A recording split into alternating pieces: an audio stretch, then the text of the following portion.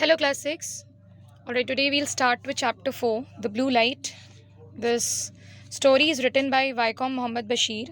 ठीक है, ये एक नॉवलिस्ट थे, शॉर्ट स्टोरी राइटर भी थे. ही हेल्ड फ्रॉम केरला के थे ये. He was also a freedom fighter and his style of writing made him popular with both literary critics and readers. ठीक है, और उनका जो वर्क था, उन्होंने जो भी लिखा था वो बहुत सारे लैंग्वेजेस में ट्रांसलेट भी हुआ था, और and people all over the world were the readers of his writings. ठीक है, उनको पद्मा श्री अवार्ड भी मिली 1982 में, and he was thought to be one of the most successful writers of India. Okay, alright, now this story, the blue light. The speaker in the story is a writer who has rented an old house on the outskirts of a small town in Kerala. हालांकि यहाँ पे VC के जो speaker हैं, जो narrate कर रहे हैं स्टोरी को, वो एक राइटर हैं ख़ुद. ठीक है, जो एक पुराना घर लेते हैं केरला के आउटस्कर्ट्स में. आउटस्कर्ट्स का मतलब होता है टाउन या सिटी के बाहर की जो जगह होती है.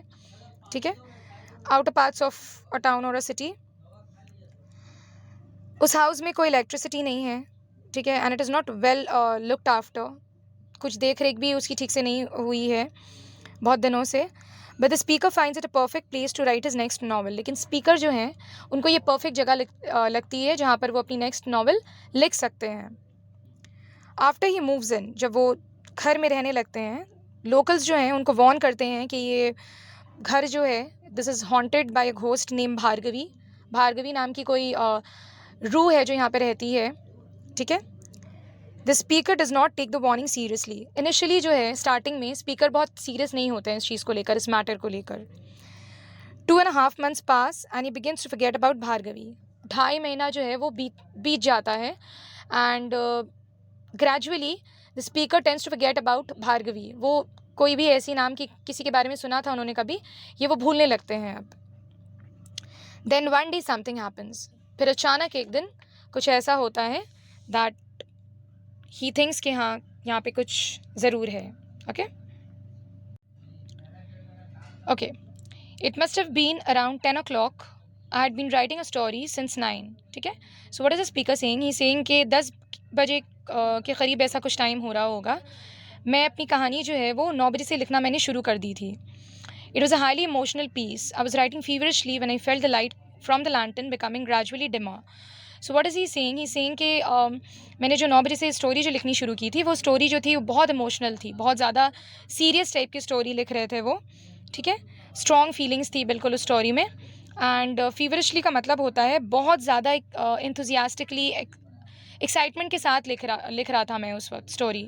ठीक है, जब सडनली मुझे ये एहसास हुआ कि मेरी लैंटर्न की जो रोशनी है, जो लाइट है उसकी, वो धीमी होती जा रही है. ठीक है, ऐसा एहसास हो रहा था मुझे कि उसका केरोसिन जो है वो ख़त्म हो रहा है. I picked up the lamp and shook it. मैंने लैम्प उठाकर देखना चाहा और उसको हिलाकर देखा तो देखा there was no kerosene in it. Kerosene नहीं था उसमें. But I did not want to stop writing. लेकिन मैं रुकना नहीं चाहता था, लिखते रहना चाहता था. All my attention was on the story I was writing. I continued writing as the light got dimmer and dimmer until finally it went out altogether. So मैं लिखता गया क्योंकि मैं रुकना नहीं चाहता था. I was so enthusiastic about that story that I was writing.